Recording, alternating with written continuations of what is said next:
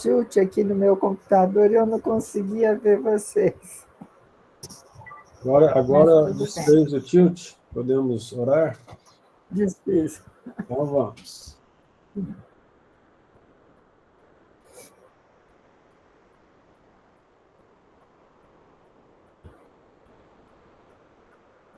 Mestre Jesus, estamos aqui mais uma vez reunidos para aprender das tuas lições, dos teus exemplos. E assim começamos pedindo a permissão para a realização não somente dos estudos, mas pedimos também que nos envie os bons espíritos, trazendo-nos a proteção, o amparo que necessitamos. Fortaleça, Jesus, os nossos guias e mentores,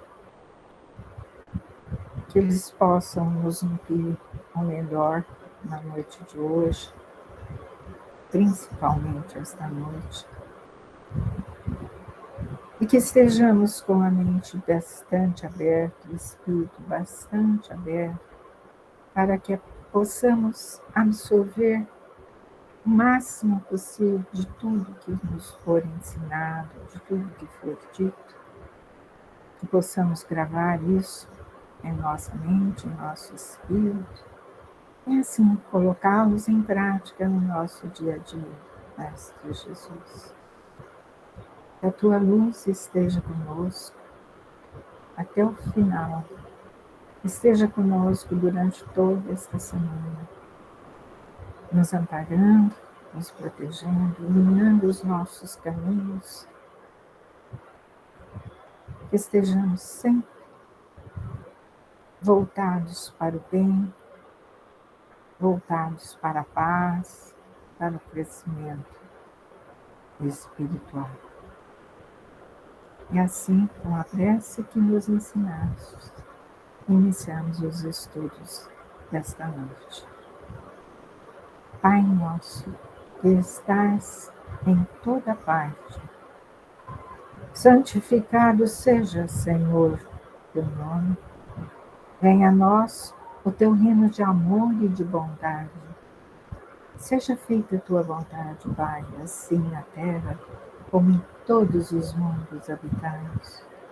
O pão do corpo e da alma dá-nos, hoje e sempre. Perdoa as nossas ofensas e ensina-nos a perdoarmos a quem nos tem ofendido, com esquecimento de todo mal. Pois teu é o reino, o poder, a luz e a verdade. E assim seja.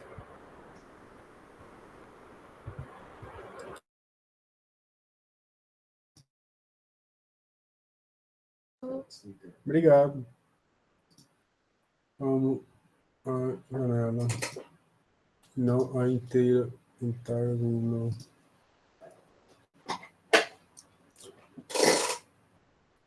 Paramos na questão 199 do Livro dos Espíritos. Confere? Confere. Por que tão frequentemente a vida se interrompe na infância? Ele pega o Evolução em 2000, por favor. A curta duração da vida da criança pode representar para o espírito que a animava o complemento de existências precedente interrompida antes do momento em que devera terminar. E sua morte também, não raro, constitui provação e expiação para os pais. Essa é uma situação interessante, porque as pessoas nos perguntam, né? Por que a criança desencarna, né, pela justiça divina tão cedo, né? Nós temos a explicação da Igreja Católica que diz que ela se torna anjo. Nós temos a explicação da doutrina espírita que, pelo fato dela não ter feito o bem nem o mal, ela não pode ser agraciada com o bem que ela não fez e nem punida pelo mal que ela deixou de fazer, né? E nós sabemos que pela reencarnação existem algumas explicações para isso.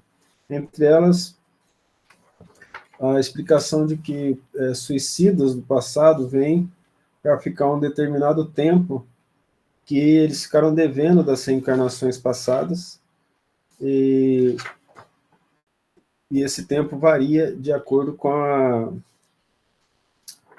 o tempo que ele faltou, né, para ficar vivo numa outra encarnação. Outras vezes é porque os pais precisam resgatar situações em que eles perdem os filhos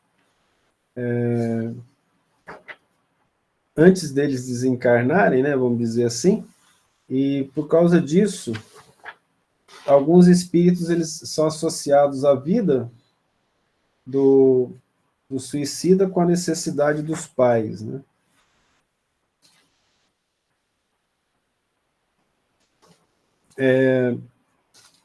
Outra situação em relação a isso que é falado no Evangelho segundo o Espiritismo, é que algumas vezes a pessoa começa a agir de tal maneira na encarnação que ela vai ter muito mais problemas se ela continuar encarnada, podendo, inclusive, sair com dívidas muito grandes e não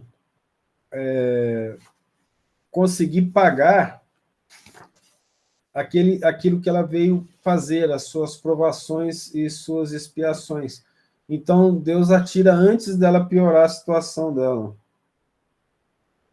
No item 17, capítulo 17, da segunda parte de Evolução em Dois Mundos, é perguntado para André Luiz: podemos considerar a desencarnação da alma em plena infância como uma punição das leis divinas, na maioria das vezes? E aqui eu não vou ler, porque é bastante comprido e vocês não têm o livro para acompanhar. Então, eu vou só passar o que ele fala aqui, ó. Todos existimos no hausto do Criador, na mente do Criador, nós vivemos lá. E muitas vezes, por meio do suicídio, a pessoa opta por ela mesma devido a uma teimosia na sua natureza íntima e com a plena desaprovação de sua própria consciência, isso é bom falar, na codificação se fala que num ato de covardia, devido aos problemas de consciência e remorso, a pessoa opta pelo suicídio. Isso gera desorganizações muito grandes no campo do perispírito, e normalmente essas crianças que passam por isso, elas têm uma vida breve que vai variar aí até 18 e 20 anos de idade, segundo o André Luiz. Via de regra, né?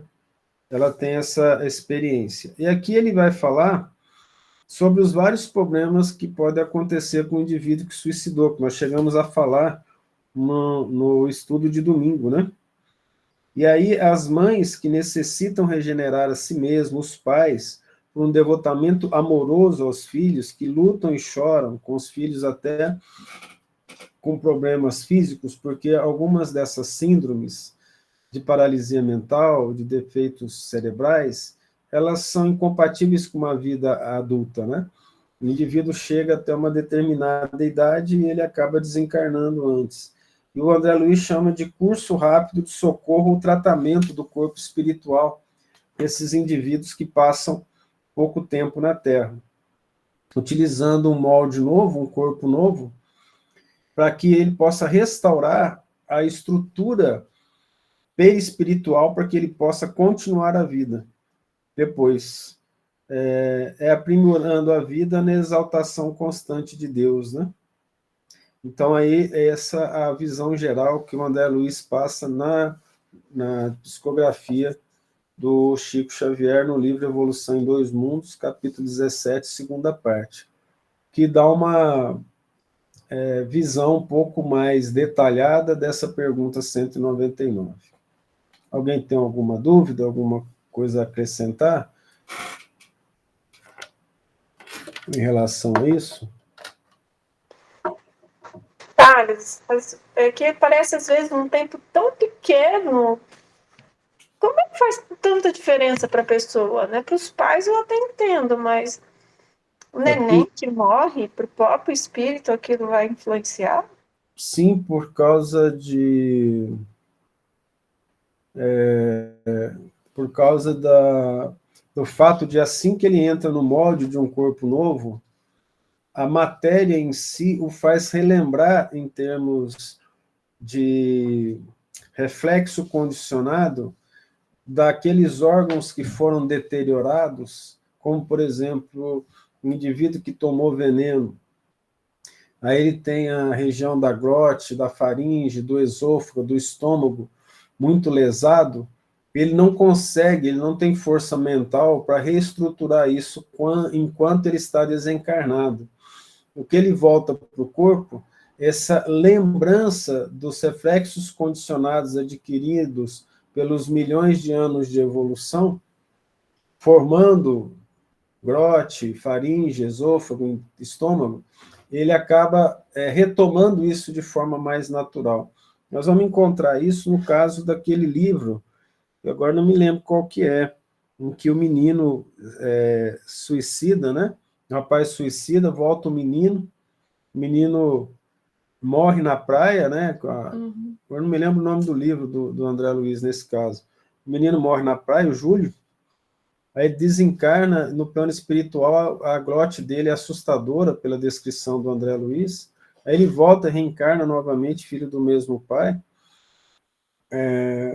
por causa de muitos atenuantes, ele morreu tomando veneno, depois conseguiram salvá-lo assim que ele saiu na Guerra do Paraguai, assim que ele se viu livre, correu e se atirou no Rio Paraguai, morrendo afogado.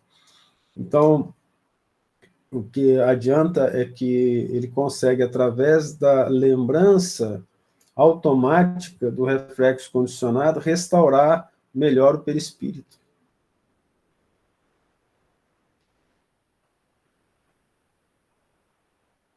Tudo bem?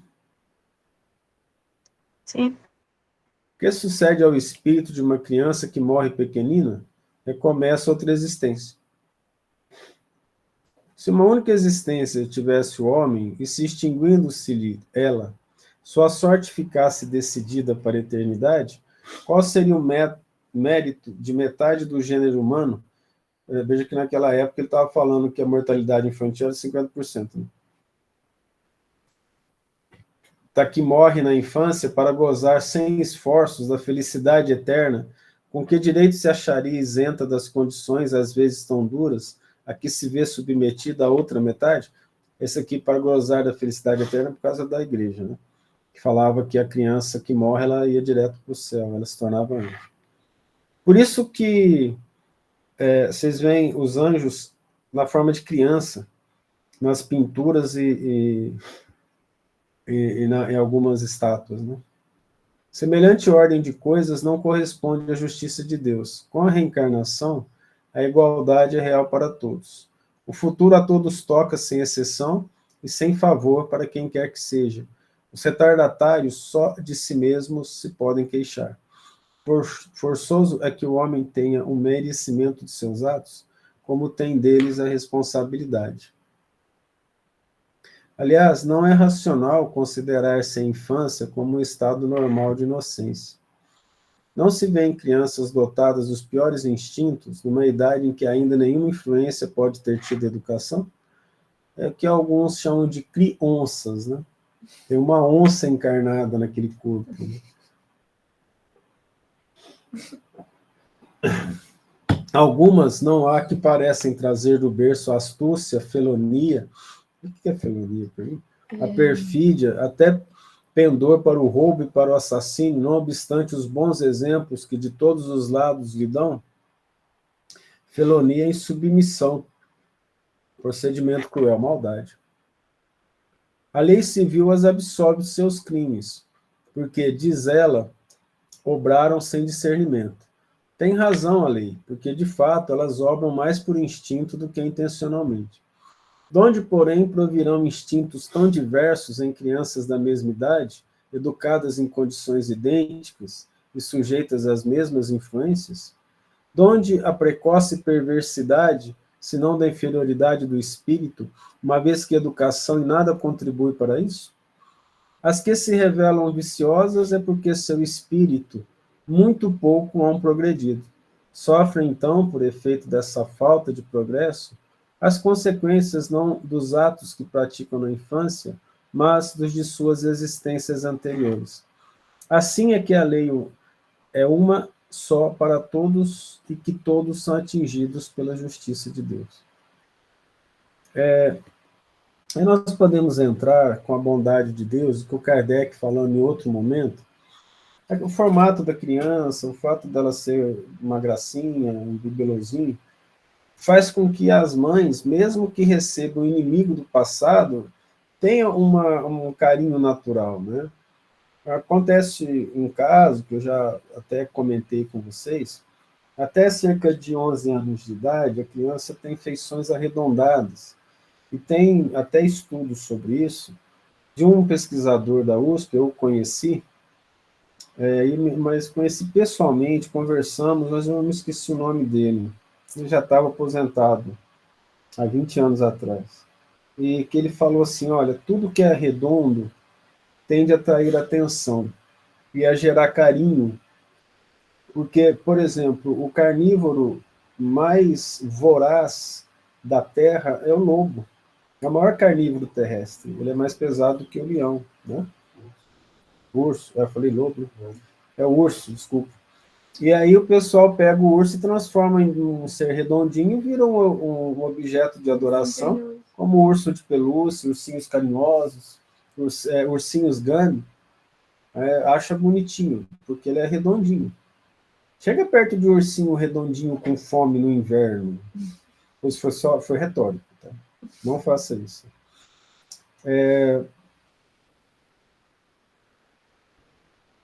A criança até os 11 anos de idade, então o rostinho é redondo. Aí quando chega de 11 a 13 anos, esse osso, chamado zigomático, e a maxila, eles crescem verticalmente, fazendo com que o rosto da criança deixe de ser arredondado e se torne um rosto mais próximo do adulto.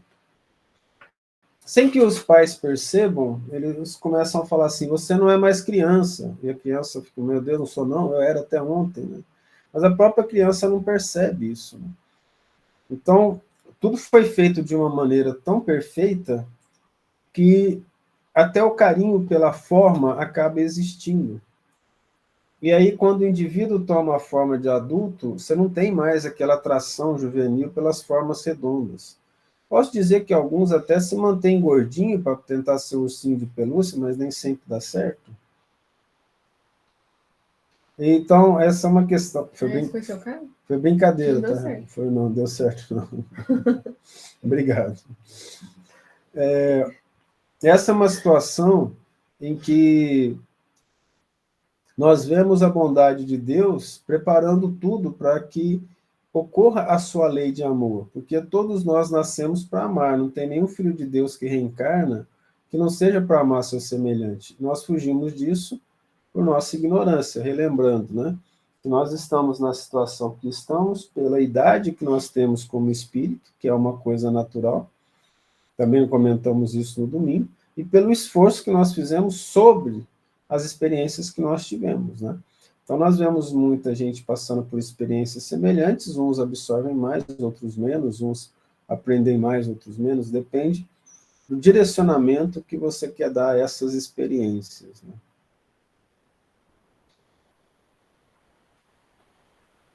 Então, a criança reencarna, não é porque ela é redondinha, bonitinha e tem cara de anjinho que ela é boazinha. Depende do espírito que está reencarnado nela.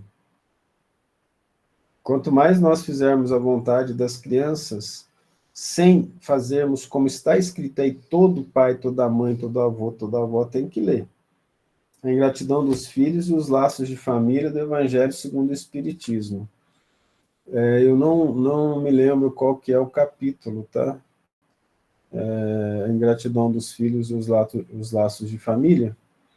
E o item, a Maria Tereza vai olhar aqui, né, e vai falar para a gente, que é sempre bom olhar, e lá fala, né, se os pais não se responsabilizarem por cortar aqueles brotos, né, que crescem do egoísmo, do orgulho, da vaidade, 14, item isso vai gerar problemas sérios e ele vai ser pago com a ingratidão. Capítulo 14, item 9 do Evangelho segundo o Espiritismo, que o capítulo chama Honrai vosso pai e vossa mãe, e nas instruções dos Espíritos chama a ingratidão dos filhos e os laços de família. É uma lição grande, Santo Agostinho conta as histórias lá, e, de certa forma, pede paciência, pede devoção dos pais aos filhos, e pede também dos filhos em relação aos pais, né? Ali se perde caridade, vamos dizer assim. Tudo bem? Algum comentário?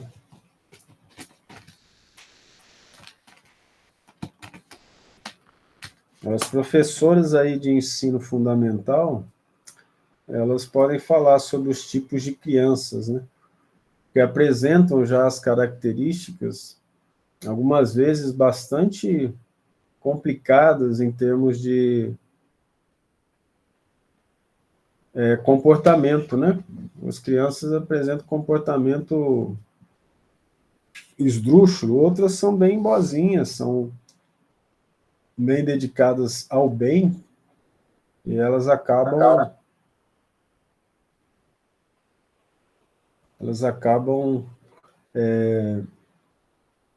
nos mostrando que existe uma realidade depois do corpo material. Como explicar essas coisas, né, gente? Se não for em termos espirituais de reencarnação. Fica à vontade, Thiago.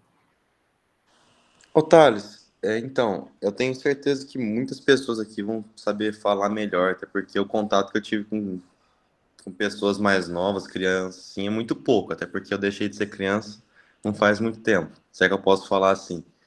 Mas minha pergunta é sobre... já conheci algumas crianças que eu não sei nem se pode falar desse jeito, mas você percebia que tinha uma maldade no judiar judiar um animalzinho, ou judiar os próprios amigos. Eu lembro de um primo que ele era mais velho, né, maior, e ele batia em todos os menores, mas batia de machucar. E, e eu lembro de quando eu era pequeno ter feito muita coisa similar a isso por não saber, e graças a Deus eu consegui mudar várias coisas. Mas muitas dessas pessoas, esse meu primo, por exemplo, ele é do mesmo jeito até hoje. Você sabe dizer como é que isso acontece? Não, a própria resposta, Tiago, aqui, ela responde para nós, porque é o instinto do espírito da vida passada, né? Que não obstante ele não lembrar do que ele fez, ele mantém os sentimentos e os instintos que a alma adquiriu. Quando a gente tem esses instintos, mas luta contra eles, a gente muda. Mas nós podemos não querer mudar. Cada um vai ter a responsabilidade sobre isso. Aí em Casabranca mesmo, eu morava em Tubi, num sítio, uma fazenda, e os filhos de um fazendeiro, na verdade ele era odontólogo, né? E eles tinham uma maldade muito grande, assim, eles machucavam muito os colegas da mesma idade, e eles faziam arco e flecha para brincar com pontas afiadas e jogavam nos porcos, nas vacas, na criação. E o pai tinha que intervir muitas vezes, era um pai muito duro, mas tinha que intervir até violentamente pela maldade que ele fazia com as criações.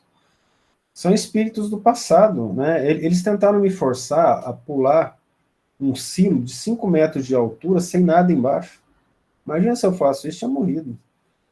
E eles tinham equivalente a 5, 6 anos de idade, para vocês terem ideia. Já tinham essas características. E isso é o espírito, é o passado, né? O espírito do indivíduo está lá com essa maldade, ele mantém isso, né? Nós trazemos conosco os nossos instintos que vão aparecer principalmente na adolescência. Algumas crianças, quando isso é muito forte, acaba aparecendo antes. Então, na adolescência, é o local onde nós devemos nos estudar bastante, porque os instintos do passado começam a aparecer.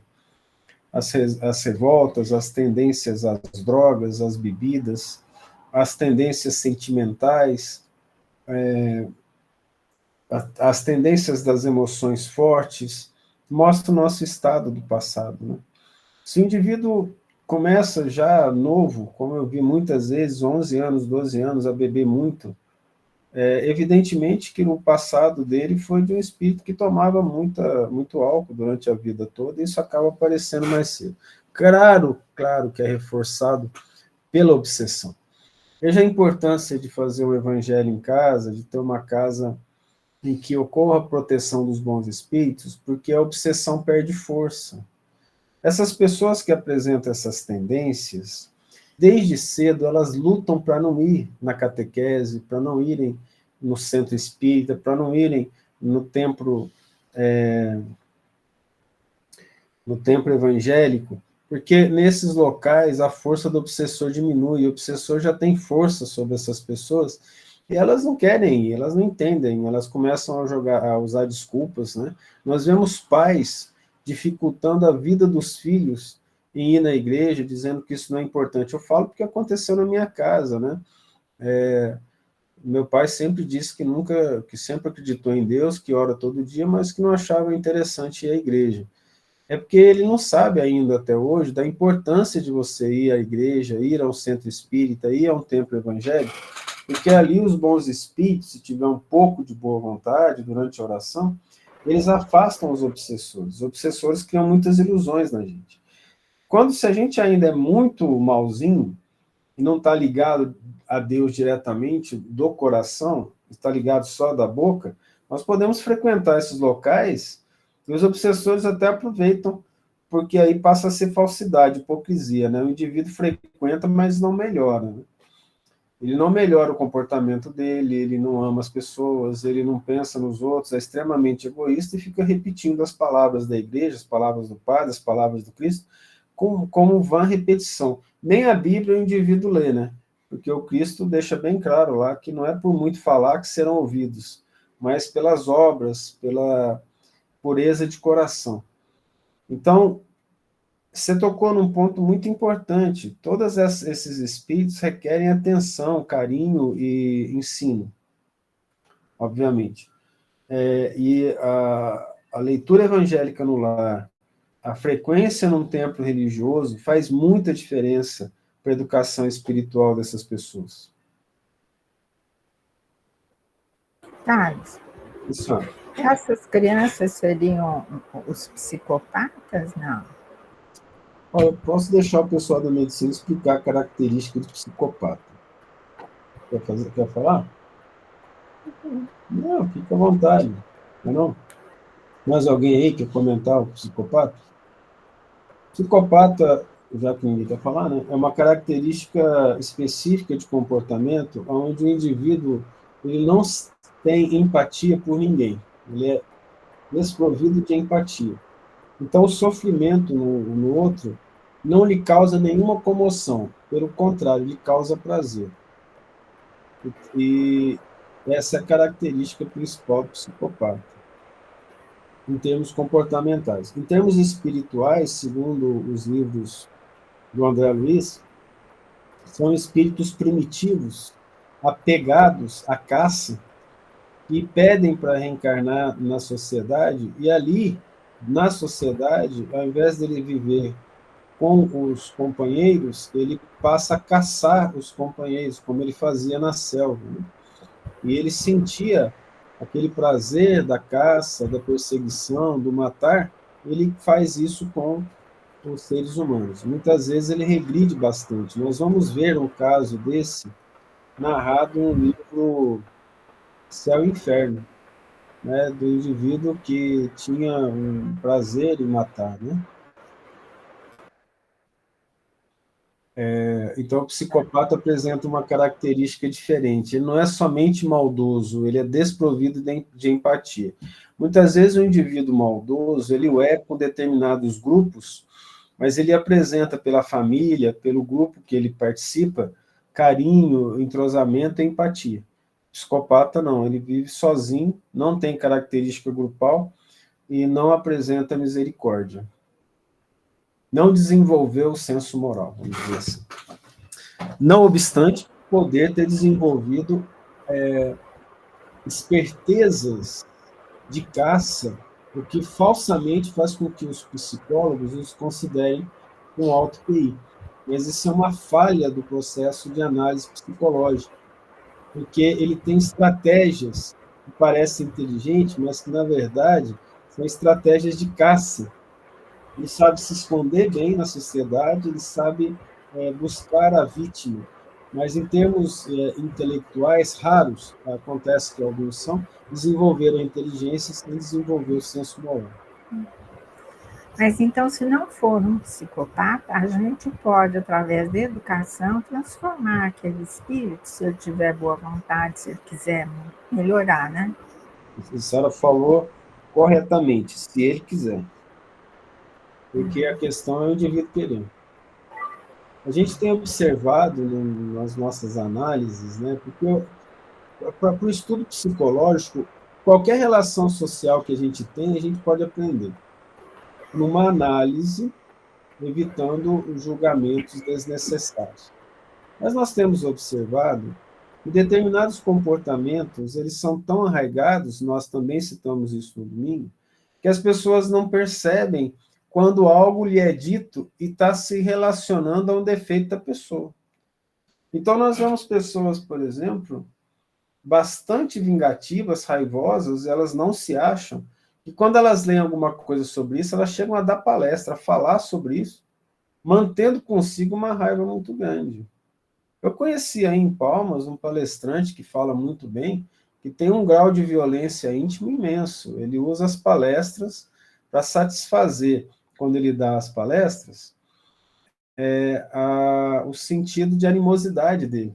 Então, ao invés dele falar como Cristo, tranquilo, sereno, passar as informações de amor, são acusações de defeitos em que ele faz contra ele mesmo, uma análise psicológica mais profunda, mas jogando para as pessoas, retirando de si essa responsabilidade.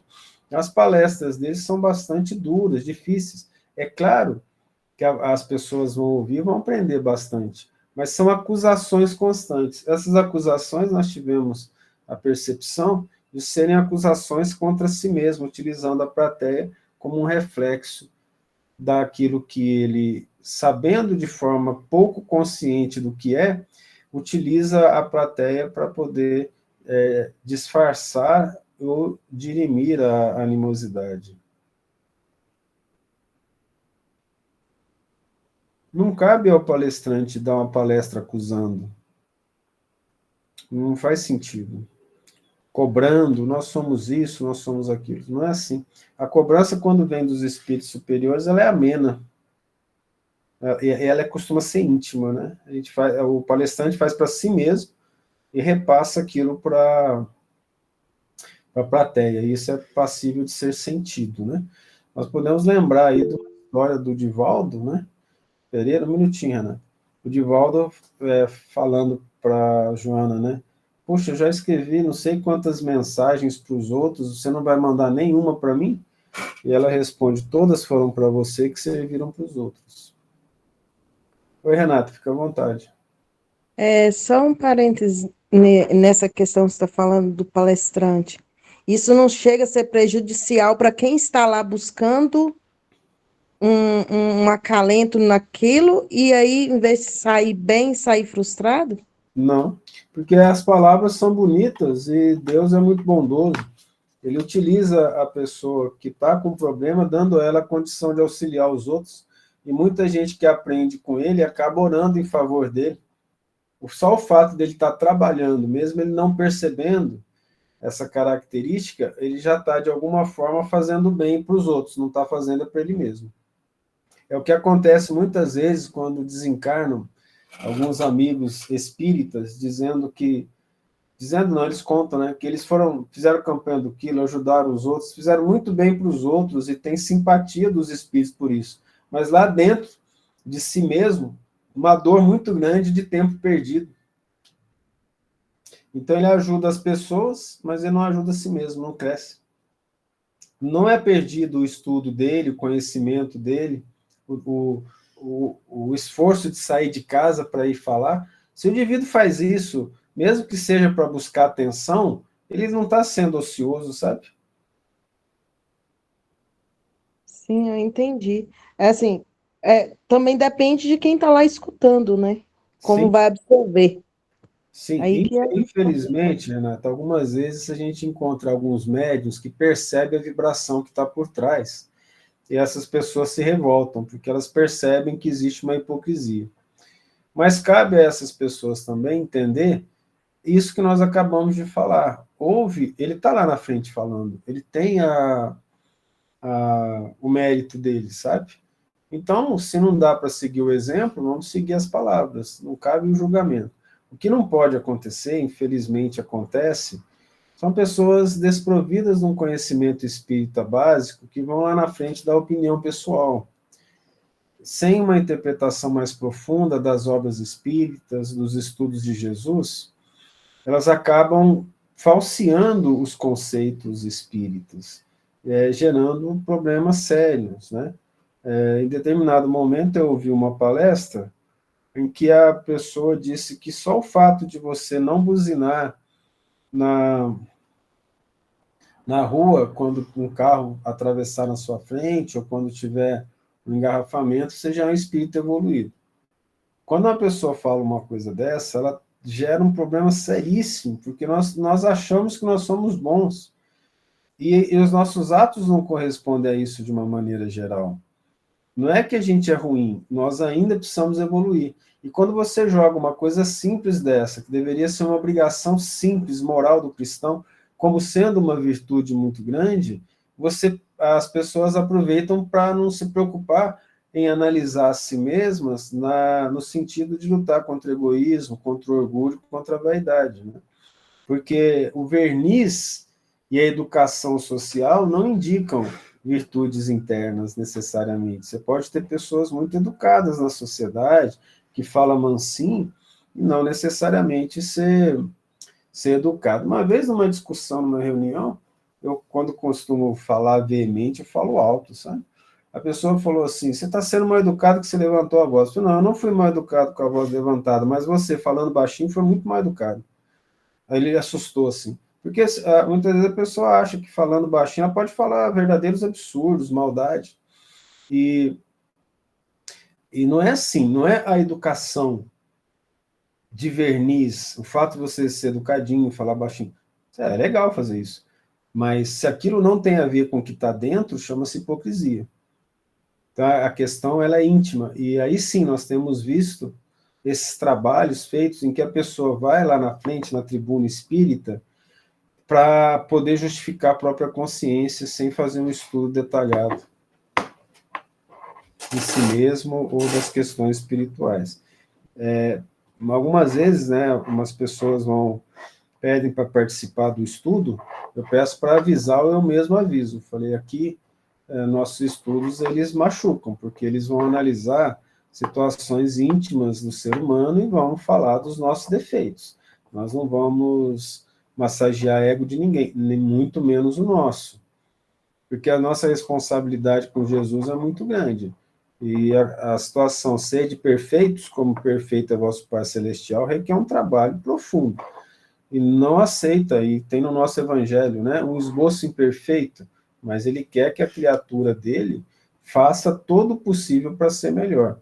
Então, quando nós encontramos pessoas que tendem a colocar falsas virtudes ou colocar situações cotidianas como sendo virtudes, dificulta bastante a pessoa entender os seus próprios defeitos. Nós temos visto, infelizmente, nas casas espíritas, verdadeiras paródias das bases morais de nosso Senhor Jesus Cristo, em que o bem deveria ser feito do coração, mas ele passa a ser feito pela face da pessoa, que parece que incorpora um santinho lá e fala mansinho, e não quer tomar nenhuma atitude na vida, foge de tudo quanto é problema, foge do sacrifício pessoal, vivendo uma ilusão.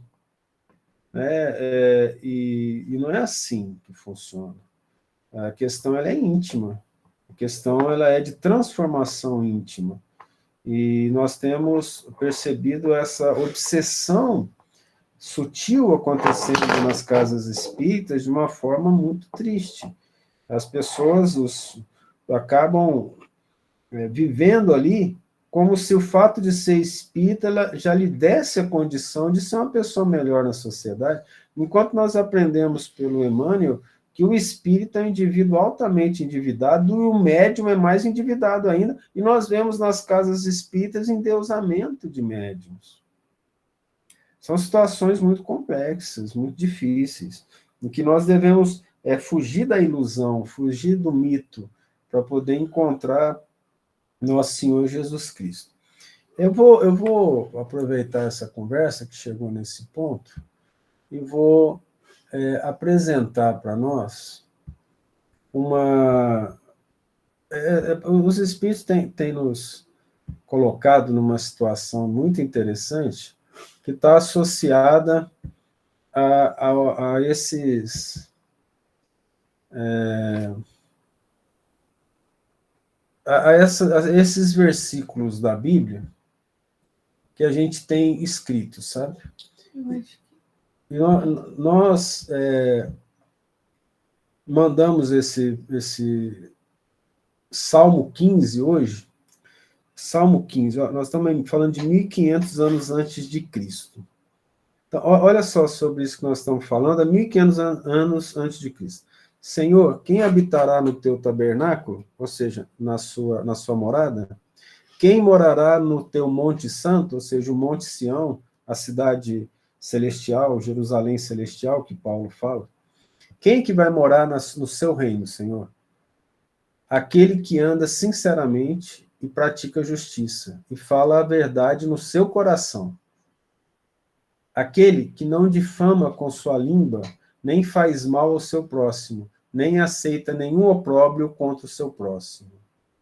A cujos olhos o réprobo é desprezado, ele despreza o mal, mas honra os que temem ao Senhor, aquele que jura com dano seu, e contudo não muda.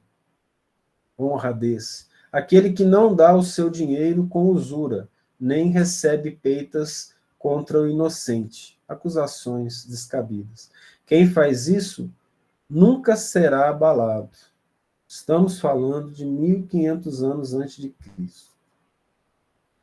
Como que nós podemos deixar de entender essas situações que envolvem o crescimento espiritual? Salmo 15 de Davi. Eu acho que está muito claro. Eu acho que está chamando a responsabilidade íntima do indivíduo em termos de virtude de uma maneira muito clara. Coração íntimo, verniz não. E a doutrina está vindo, doutrina espírita, relembrar Jesus, e nós temos como exemplo um ser que se deixou imolar para mostrar a necessidade da humildade, a necessidade das virtudes para o reino dos céus. Então, nós temos vivido em hipocrisia e temos aceitado isso. Aceitado quando nós fortificamos pessoas ligadas ao mal, ligadas à ilusão, ligadas às falsidades sociais. Para o espírita, para o trabalhador do Cristo, não tem folga, não. As injustiças acontecem a todo instante, e a gente é chamado a ter voz. Quando eu fujo disso, me refugiando dentro de um templo, eu não estou trabalhando para o Cristo. O Cristo montou uma igreja e ficou lá dentro. Olha o exemplo que ele deu. Ele saiu caminhando, ensinando nas praças, ensinando nos campos. Ele foi até a população. Diziam que ele andava com gente de má vida. Ele ia até os necessitados. Então, nós não precisamos ir, não. Basta a gente viver em sociedade e ali na sociedade cumprir a nossa responsabilidade como espíritas. Cristão. Se não quiser ser espírita, não precisa. Seja cristão. Doutrina espírita não fala para as pessoas serem espíritas, não, só se elas quiserem. Nós não temos missão ou trabalho de transformar católico, evangélico em espírita, não. O Kardec deixa isso bem claro. O ateu, sim, nós temos que nos preocupar com ele, se ele precisar de ajuda, nós ajudamos. Mas aquele que já está feliz na sua religião, o importante é ele fazer o bem. Se as pessoas fizerem o bem, e se as vozes forem unânimes contra o mal vai desaparecer. A questão é nós olharmos para nós mesmos com responsabilidade. Isso começa com as crianças, voltando ao tema inicial, quando nós educamos as crianças, como a dona Maria Ângela disse, elas tendo boa vontade, não sendo psicopatas, o psicopata precisa ser isolado da sociedade por necessidade, eles vão aprender a ser melhores, a amar o próximo, eles vão aprender a não abusar das pessoas mais fracas, eles vão aprender a ter educação, eles vão aprender a dizer não diante do erro. Isso vai depender de nós. Como que nós queremos que os nossos filhos sejam virtuosos se nós não fomos? Funciona assim. Eu recebo dinheiro desde os 19 anos de idade para ensinar e estudar. Eu sou pago para estudar e ensinar. Isso desde cedo. Na minha família, dos meus filhos, alguns dos meus filhos estudaram razoavelmente. O meu filho mais novo estudou bastante. E eu tenho uma filha que não gostava de estudar. Então depende. Não estou falando que isso é uma virtude, mas cada um vai depender da escolha que está fazendo, né? Aí faz sentido, então. Se eu estou ensinando a estudar, vamos colocar isso como se fosse uma virtude. Mas como que eu não estudo e começo a forçar meus filhos a estudar? Eu não dou exemplo de paciência, de leitura, de trabalho, de raciocínio metódico. Eu quero que ele seja, mas eu não dou exemplo. Então, como que eu vou ser uma pessoa orgulhosa e vaidosa e quero que meu filho ou minha filha sejam humildes, simples e virtuosos? Eu não estou ensinando isso, né? E normalmente os filhos copiam os pais. Isso é natural.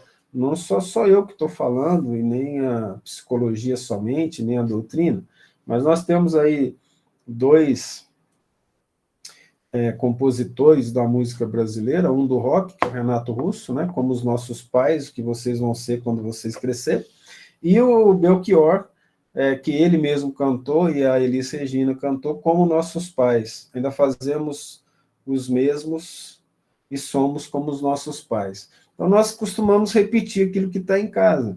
A melhora da família, o esforço do adulto, o esforço do pai, da mãe, do avô, da avó, dos tios de serem melhores, eles vão gerar crianças melhores. Mas se o pai é desinteressado de Deus e ainda quer levar a criança para isso, a situação fica complicada. Se ele é desinteressado de Deus e lava as mãos, fala, vai se você quiser, aí vai depender da mãe e da boa vontade da criança. E se o pai tem interesse em Deus, na religião, é muito bom. Se o interesse dele for sincero e do coração, ele começa a ensinar a criança desde cedo. Se for só superficial, a criança aprende a ser superficial também. Então, não vai haver melhora da humanidade sem melhora da família. No caso específico do nosso caso de falar de oradores espíritas, nos entristece o fato da falta de respeito com a doutrina. Quando você está na tribuna espírita para falar de espiritismo, você precisa se despersonificar e falar de doutrina espírita. E se você quiser emitir a sua opinião, deixe claro, essa é a minha opinião.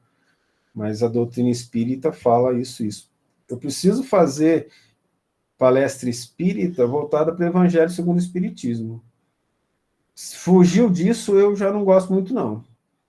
Começa umas conversas fiadas, fala de uma coisa... Toda vez que eles me pedem para dar uma palestra, mesmo que ela fuja, que o tema não tenha no Evangelho, ou não tenha na Bíblia, eu trago para a Bíblia. Eu trago para o Evangelho. Eu trago para os livros da codificação, eu trago para os livros do Chico. Porque, senão, nós vamos estar dando opiniões, e isso pode ser muito grave. em termos de doutrina espírita, sabe?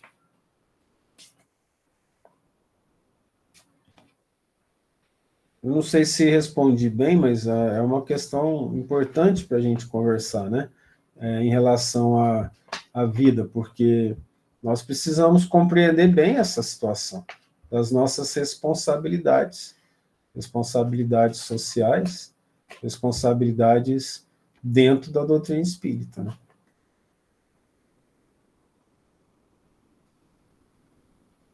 Sem comentários. Ninguém tem filho nem neto aí, né, para comentar, né? Fui irônico. Essa filha é sua neta. Fica à vontade, Renata. Um comentário aí do que você falou, que os filhos copiam os pais, né? Eu Sim. tenho uma filha de 21 anos e, assim, eu cobro muito disciplina, estudar, ter um direcionamento. Ela falou assim, mas você não faz. Aí dá aquela peso na consciência, né? Não que eu não faça, mas da forma que eu a cobro dela, não faço mesmo, né?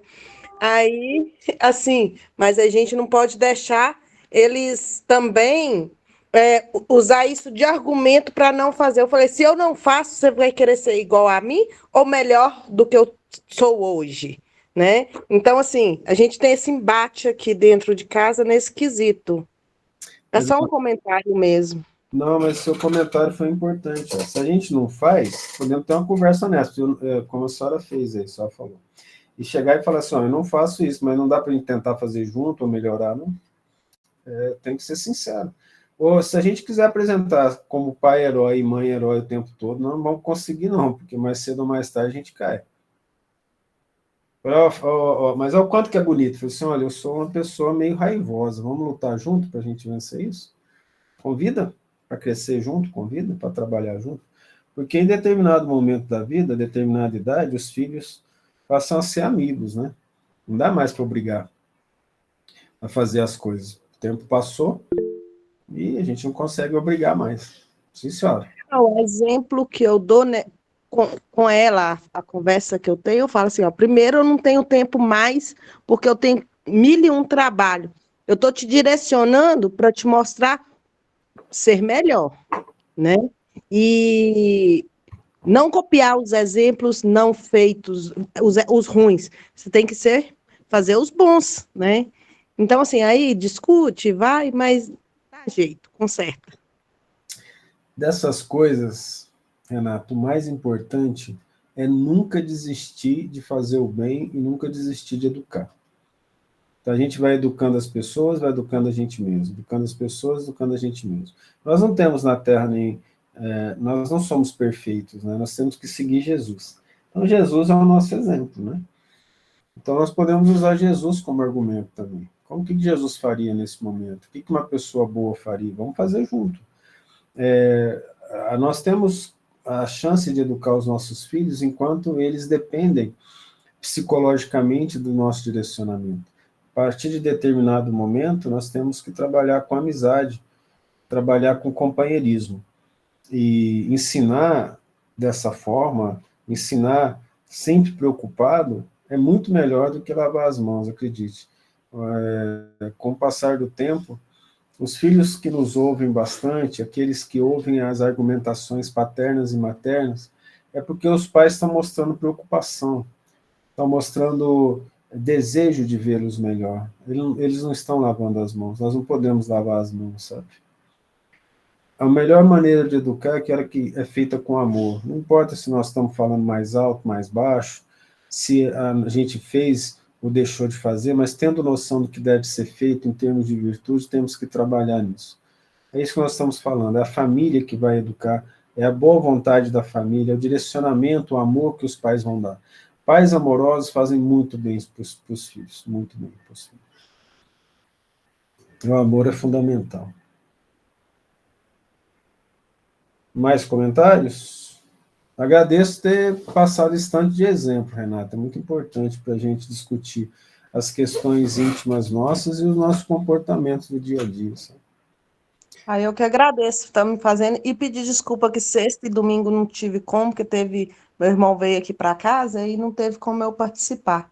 Dentro do apartamento, dois cômodos, aí menino, criança, aí ficou meio complicado. Eu só peço desculpa e agradecer Não mesmo. se preocupa, aqui a gente não tem lista de chamado, não. Fique em Então tá. paz. Não vai tirar meu ponto na nota, não, né? Não vou não, vou não. Pode ficar Então, tranquilo. Mais alguém? Tá aí uma boa ideia, Thales, uma lista de chamada. É. Vai ter prova depois, Thiago. Faz igual meu técnico, não deixa jogar quem não vem treinar aqui. É boa ideia, boa ideia. Imagina se a gente faz uma prova de espiritismo. Explique com as suas palavras a questão 199 do Livro dos Espíritos e tem A. E não coloca a questão em nenhum item. Seria boa, né? Os meus ex-alunos vão falar que é o tipo de prova sua, né? Eu senti daqui, assim, as vibrações pesadas, sabe, dos alunos. Porque a minha prova era muito Sim. Pior. A sua é muito pior. A minha é pior que isso? É. Que isso? Mas daí você não fica pelada agora. Ana Paula, o que foi, Ana Paula, que você falou? A gente não ouviu, desculpa. Falei que pensei isso aí da prova. Ah, foi. Da minha, né? Então, Sim. vocês nunca vão esquecer da prova, porque vocês foram mal pra caramba. Então Não, nunca esqueceremos. não esquece da prova. Quem foi bem, esquece. Ah, tirei 10, esqueceu lá, não lembro. As minhas, a pessoa não costuma esquecer, não, porque 10 foi só... Daqui, a única pessoa que tirou 10, que foi minha aluna, foi a Cainara, na primeira prova. Nossa. Ela tirou 10 na primeira. Eu não sei, deve ter chutado, deve ter um espírito baixado. Depois, eu acho que a última foi 1. Entendeu? De 4 provas foi baixando, assim, numa velocidade que eu falo uma coisa. Acho que ela ficou feliz demais da primeira, sabe? Já aconteceu isso. Tô mentindo, Cainara? Não, né? Tá mentindo, não. Então tá bom. Aí, dona Vilma, faz a oração final pra gente. Todos recebam um abraço, um beijo no coração. Não vamos esquecer de nos fortalecer orando uns pelos outros, pelo trabalho com Jesus. E jamais deixemos de tentar crescer, melhorar, fortalecer com o nosso Senhor Jesus Cristo, amando e orando sempre. Grande beijo. Queridos irmãos, após esse banquete de conhecimento espiritual e moral, vamos voltar os nossos pensamentos para tudo aquilo que podemos fazer diante do que hoje nós ouvimos, do que estudamos. Vamos trazer alento para os nossos corações, pois que amanhã poderemos ser melhores que hoje, mais fortalecidos, com maior compreensão e percebendo que assim conduzindo os nossos passos em busca de conhecimento, trazemos também um maior equilíbrio para os nossos lares, para os nossos trabalhos, para a nossa vida. Quando podemos aplicar cada um dos ensinamentos que memorizamos, trabalhando ou para que ele se torne uma consciência plena para o nosso caminhar. E assim, com o amparo e a luz espiritual que recebemos nesta noite de hoje, através dos nossos anjos guardiães e dos mentores que assistem a esse trabalho, que tanto ilumina também a mente do Thales para bem nos explicar, agradecemos com o coração emanado de alegria, de harmonia, com sentimentos sempre em alta, de amor, de caridade e de perdão. Possam os nossos lares receber o bálsamo benigno do entendimento e da harmonia entre cada um de nós. Agradecidos te somos, Pai amado, pela oportunidade desta reencarnação. Agradecidos te somos pelo dom e pela dádiva de nossas vidas. E em teu nome, terminamos este encontro da noite de hoje. Paz e luz em todos os corações.